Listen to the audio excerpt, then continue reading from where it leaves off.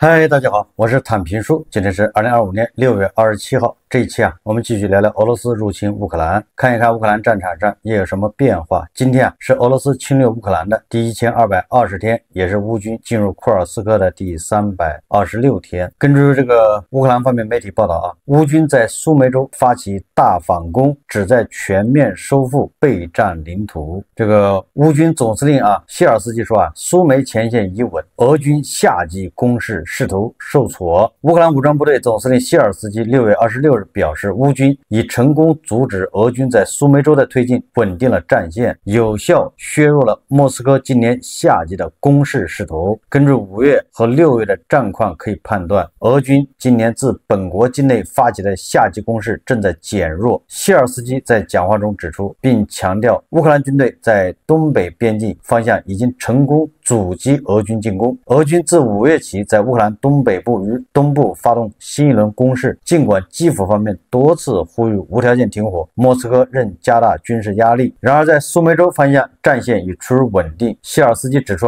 乌军不仅实施坚守，还在部分地区展开主动防御，并实现小范围反攻。在若干方向上，我们的部队正在收复被占领土。这个谢尔斯基还说乌克兰在俄罗斯的库尔斯克州格鲁什科夫斯基区的这个军事行动，迫使俄方调动包括空降兵与海军陆战队在内的精锐部队转入防御，大幅削弱其在苏梅地区的攻势能力。在北斯洛博然斯基和库尔斯克方向，我们成功牵制了约5万名俄军人员。谢尔斯基说但是他并未透露具体的作战细节。这个俄乌双方在库尔斯克的战斗还是非常惨烈的这个普京还有这个格拉西莫夫、武夫伊娃金，还有俄罗斯的媒体，还有很多黄俄媒体、黄俄正能量一直说俄军在朝鲜士兵的帮助下，把乌军彻底的赶出了库尔斯克。但是这一回是彻彻底底的被打脸，这个有点尴尬了。怎么回事呢？这个是今日俄罗斯报道6月26日，凤凰卫视记者在俄罗斯库尔斯克州采访乌克兰边境地区的平民时受伤。从这个今日俄罗斯中国记者孔孟南获悉，卢宇光在采访俄乌边境地区苏贾难民时被无人机的弹片所伤。也就是在苏贾镇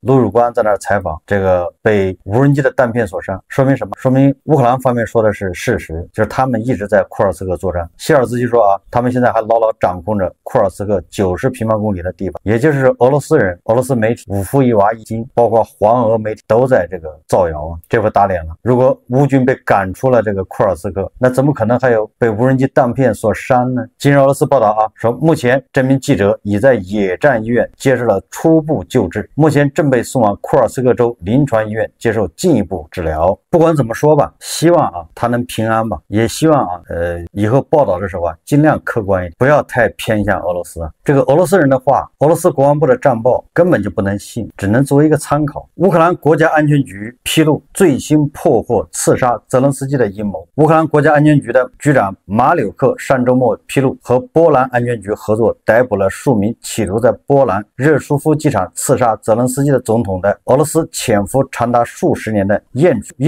这名波兰退伍军人早在几十年前就已被俄罗斯的情报局收编，但是一直处于沉睡状态。去年他被唤醒后，招募了2名助手，准备了数套刺杀泽连斯基总统的方案，包括使用 FPV 无人机以及使用远距离的狙击步枪。在波兰内部安全局的协助下，这名鼹鼠和他的刺杀小组被全部抓获。俄罗斯人急了这个说明俄罗斯现在形势越来越严峻，所以他们只好采取这种刺杀乌克兰的这个总统的这个手段。前一阵子这个普京不是到库尔斯克视察吗？然后俄罗斯方面疯狂宣传说这个乌克兰冲普京的这个直升飞机发射什么无人机，对吧？要刺杀这个普京，疯狂的宣传造势。原来很有可能是为自己为俄罗斯方面刺杀泽连斯基做铺垫。泽连斯基作为一个民选的总统，你就是把他刺杀了，有什么用呢？你越刺杀这样的人，越激起乌克兰人的反抗。他跟那个伊朗跟某些国家不一样，对吧？他们是不是民选？他是骑在本国老百姓头上的这个一小撮利益群体或者叫寄生虫，他绑架了本国人民。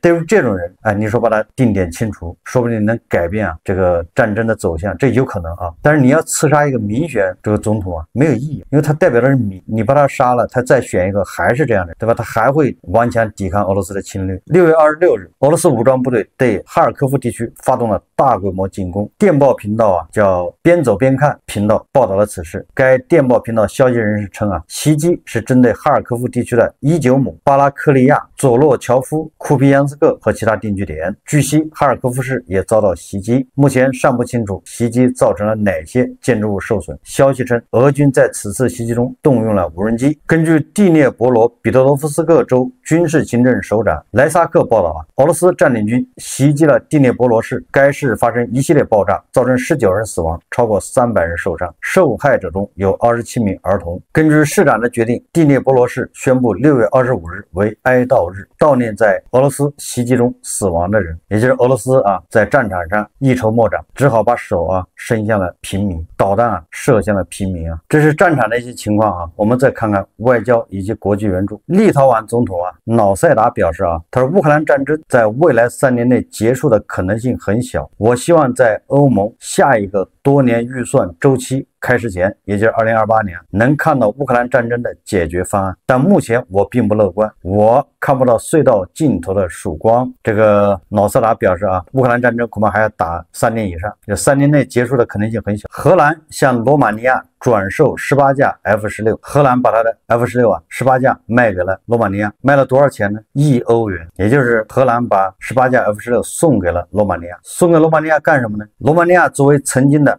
东欧社会主义阵营，现在已经有80架 F-16，加上荷兰的这18架，一共80架。这些荷兰的二手 F-16啊，将用于东欧国家和乌克兰等国飞行员训练。也就是这个北约在罗马尼亚不是搞了一个飞行员训练基地嘛，对吧？荷兰把他的飞机又送给罗马尼亚，这样的话，培养乌克兰的飞行员的速度就加快，也飞机多了，这个对乌克兰来说都是好消息。拉脱维亚向乌克兰发送1300架打击无人机，这个无人机是不断的源源不断送向乌克兰。德国将拨款1亿欧元，用于为乌克兰制造射程超过2000公里的安196攻击型无人机。据媒体消息人士透露啊，德国政府将以数亿欧元的规模资助乌克兰国产作战无人机的生产，特别是用于建造安196攻击型无人机。这个飞机能飞2000多公里啊。报道称，凭借德国的资助，乌克兰能够生产数百架此类作战无人机。消息人士指出啊，欧盟已在尝试将乌克兰纳入欧洲防务工业体系，并借助其于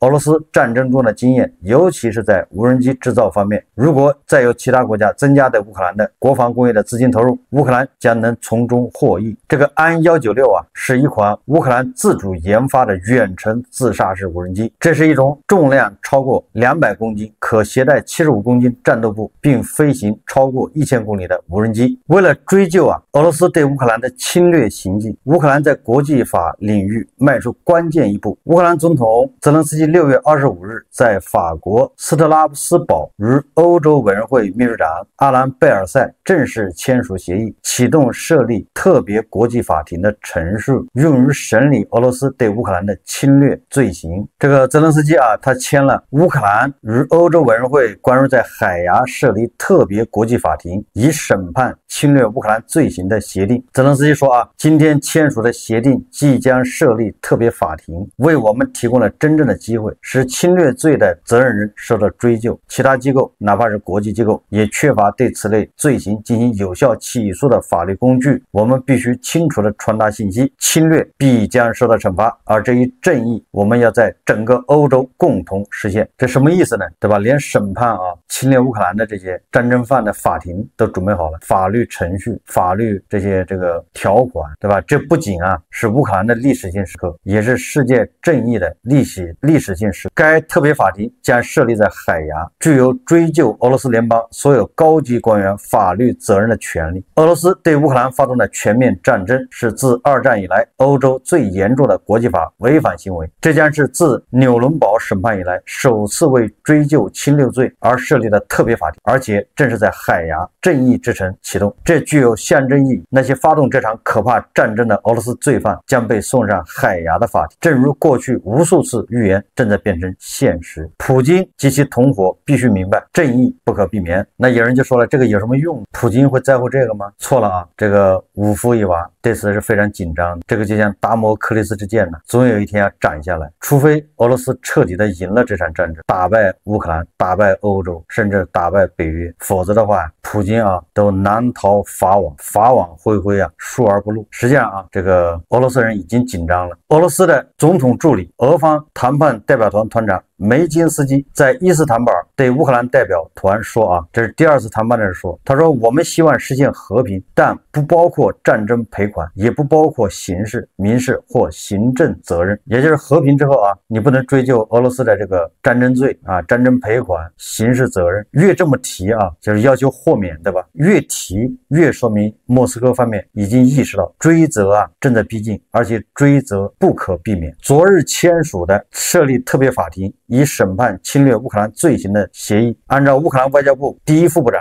基斯利查的说法啊，这正是欧洲对梅金斯基及其背后操盘者的有力回应，对吧？你越寄希望于豁免，寄希望于免于追究责任，那越要追究你的责任，对吧？连法庭都给你设立好了。这个乌克兰的外交部第一副部长基斯利查还说啊，至于梅金斯基最终是以证人还是被告人的身份出现在特别法庭上，也许他现在还可以选择。显然啊，俄罗斯有点慌了，普京这个五福一娃一惊啊，有点慌乱。为什么呢？因为本次在荷兰举行的这个北约峰会啊，局势朝着有利于乌克兰的方向发展。首先是，对吧？泽连斯基应邀参加了这次峰会，而且在这次峰会上，泽连斯基在海牙与特朗普进行了会晤。这个会晤据说是50分钟，双方谈得很顺利。按照这个泽连斯基的说法啊，与美国总统在海牙的会面很顺利。我祝贺特朗普总统在中东的成功行动。重要的是，美国的行动不仅削弱他们的核计划，还削弱了无人机生产。我们将继续关注局势啊！我在以前节目也说过了啊，这个美国、以色列对伊朗的打击啊，实际上是对乌克兰有好啊。坏处是什么？坏处就有可能造成油价上涨，这个那有利于俄罗斯。但事实证明啊，油价并没有涨多少，而且现在油价已经回到了以色列打击伊朗之前了。伊朗根本就不敢关闭什么霍尔木斯海峡，想都不敢想。这一下啊，伊朗在援助俄罗斯啊，他就得掂量掂量。伊朗人应该吃一堑长一智，对吧？是为什么到今天这个地步，还要一条道走到黑吗？所以他有可能啊，这个伊朗要改弦更张啊，也就是说，恐怕要跟俄罗斯保持距离。因为事实证明啊，关键的时候俄罗斯是帮不了你的，他只会出卖你，只会勒索、敲诈。那还有什么理由伊朗这个时候还要援助俄罗斯呢？其次啊，对吧？这个伊朗的无人机工厂啊，也被以色列炸得七七八八了。这个泽连斯基说啊，与特朗普总统讨论了保护我们人民的问题，首先是购买美国防空系统，以保护我们的城市、人民、教堂和基础设施。乌克兰准备购买这些设备，并支持美国武器制造商，欧洲可以提供帮助。还讨论了可能的合作生产无人机的问题，我们可以互相加强。我还向总统汇报了技术团队在伊斯坦布尔的会议情况，以及俘虏和遇难者的交换情况。俄罗斯将他们的自己的遇难者遗体交给了我们。目前基辅正在进行鉴定，以寻找他们的亲属。也就是这个泽连斯基和特朗普在会晤的时候啊，泽连斯基拿出了很多证据啊、照片呢，给特朗普看。那这些都是俄罗斯的这个军人的遗体被俄罗斯送到乌克兰来了。我们讨论了战场上的情况，普京肯定不会获胜。我向总统汇报了实地发生的情况，也就是说啊，泽连斯基告诉特朗普，对吧？目前俄乌战场上到底是什么情况？要不然这个特朗普总是从俄罗斯方面得到消息，认为这个乌克兰输定了。实际上不是这样，对吧？刚才咱们说了，就库尔斯克，那俄罗斯人都在撒谎。如果库尔斯克的乌军全部被赶走了，那凤凰卫视的陆宇光是怎么受的伤呢？那我们看看这个特朗普的表态啊。据路透社和独立报报道，特朗普25日在荷兰海牙北约峰会期间，与乌克兰总统泽连斯基举行了长达50分钟的闭门会谈。会后，他罕见松口，表示将考虑提供基辅急需的爱国者防空导弹，并直接对俄罗斯总统普京喊话，称其必须结束这场战争。这番言论与特朗普过去对乌克兰援助的冷淡态度形成鲜明对比。在此次峰会上，特朗普态度大为软化，他不仅称乌克兰的抗战令人敬佩，还将战争责任明确归咎于普京。面对是否追加援助的提问，他虽未给出承诺，但以我们走着瞧回应，为援助预留了可能。至少特朗普这一次啊，没有像以往那样，对吧？果断否决，果断的拒绝，然后就说乌克兰你没牌了。了啊，一会儿要让乌克兰割让这个领土，一会儿要承认克里米亚等等。这回特朗普至少是对吧，不再对乌克兰极限施压，而且对乌克兰某些做法是予以这个高度的肯定但是不是就代表着特朗普马上就援助乌克兰，对吧？就180度转弯，这个也不一定。至少这个气氛目前的这个动向、局势、局面是对乌克兰有利。这个泽连斯基总统这个西装不是白穿的，对吧？虽然是不是什么特别正规的西装是工装，但那也算是给特朗普面子。虽然特朗普说爱国者导弹非常难以获取，但是他没有否认他说我们会看看是否能提供一些。那么马上小道消息就出来了有媒体说美国将向乌克兰转让5套爱国者导弹系统，马上就放出风出来了。这乌克兰现在一共好像只有8套吧？美国意思要给5套的话，那这个一下就大大的加强了乌克兰的这个防空能力特朗普本次这个海牙峰会可以说是大获全胜叫大放异彩。为什么这么说呢？这个特朗普他自己在真相社交媒体上说他说昨天的北约峰会非常精彩，是历史上最团结、最富成效的一次。他还表示相信北约成员国将国防开支提高到 5%， 将为联盟带来真正的力量。现在北约已经达成一致，国防开支要增加到 GDP 的 5%。首先是英国、德国这些国家也同意了，据说只有这个西班牙吧不同意。特朗普已经说了，如果西班牙不同意，那么给他关税就乘以2加倍。这个可以当做特朗普的一项政绩因为这个二战以后这个欧洲的这个防务都是美国人掏钱，欧洲人自己对吧？他的国防开支占比非常低0.几。那特朗普这一次对吧？就让欧洲人你们自己掏钱，那美国的负担就轻了。那你不能不说是特朗普的一个功劳如果真的10年以后，他是到2035年提高到 5%， 那就相当于给美国减负嘛。所以特朗普心情大好再加上这个北约秘书长吕特对吧？叫特朗普爸爸，这个成了一个梗特朗普的心情更好了，人生得意马蹄疾一日看尽海牙花，对吧？刚在中东对吧取得这个丰硕的战果然后到海牙又众星捧月，你说他能不开心？所以一高兴他就倒向了这个乌克兰一些，这也可以理解特朗普在海牙表示他说我们不能依赖外国对手来获取关键矿产资源。正如你们所知，我们与乌克兰达成一项协议，利用他们大部分土地来开采我们所需的矿产。这一协议显示了美国为保障关键资源供应，减少对潜在对手依赖所采取的战略措施。这个特朗普说的已经很明白了，对吧？跟乌克兰达成的矿产协议不是闹着玩的，马上就要用乌克兰的土地，对吧？来矿产开采。那这些矿产很多都在顿涅茨克都在顿巴斯地区。大家想一想，对吧？如果不把这地方夺回来，那你这个协议不是白签了吗？特朗普在与北约领导人的闭门会议上表示，需要对乌克兰采取一些措施，因为局势完全失控。根据这个彭博社消息人士称特朗普的评论被视为积极信号。乌克兰总统泽连斯基与北约秘书长和义五集团领导人举行会谈。北约秘书长吕特表示我认为这次峰会发出的信息是明确的，北约对乌克兰的承诺是持久的。他现在在峰会宣言中与资金有明确的联系，我认为这对于未来5到10年很重要，并不是说我们预计战斗会花这么长时间，而是无论需要什么，我们都会支持乌克兰继续战斗。乌克兰总统泽连斯基表示他说我们在这里参与显示了您真正大力支持，谢谢您，再次感谢。这个马克吕特，为了防空你做了很多，还有我们所有的合作伙伴，非常感谢你的防空支持。也就是这个义五集团就是德国法国、英国、意大利、波兰跟乌克兰举行会晤主要谈的就是重点讨论加强乌克兰空中盾牌系统，部署防空系统，针对伊朗见证者就是沙特的无人机拦截装备，加大对俄罗斯施压力度。俄军攻势持续升级且无意停战，提议采取3项关键措施，打击俄罗斯能源与银行业，遏制影子船队的活动，实施刺激制裁。北约秘书长吕特在与特朗普的闭门会议上，恐怕是为乌克兰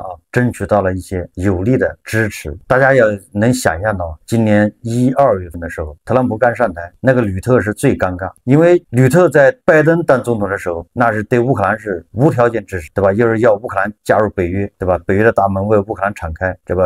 乌克兰加入北约是不可逆等等都是吕特说的。结果特朗普一上台之后，特朗普全部推翻了。特朗普对乌克兰那个态度是180度大转弯，这个吕特被晾在那儿，很尴尬。所以吕特就说啊，乌克兰加入北约不是什么这个不是那个，他得顺着这个特朗普，但是他没办法，对吧？离开了美国，你说北约还玩啥呢？北约就可以解散，所以这个吕特非常尴尬。那这一次呢，跟特朗普一谈，特朗普态度变了，所以吕特啊心情大好。所以吕特正因为他放松的心情好，所以他才说出特朗普爸爸，所以他后面就说要北约一如既往的支持乌克兰啊，这都是可以理解的啊。我昨天节目已经说了。然后有人说这是欧洲人呐自我矮化，吕特对吧？自我矮化谄媚，这个纯粹是站着说话不腰疼，这种完全可以视为是调侃。你欧洲人并没有真正的跪啊，对吧？这是对人家来说，这个无非就是说一些特朗普愿意听的。特朗普就是这种人，他喜欢听这些，觉得来劲，对吧？说完之后哈哈一笑就完了，没人当真。所以这个北约秘书长啊，他在6月25号海牙峰会结束后接受路透社采访的时候，他说啊，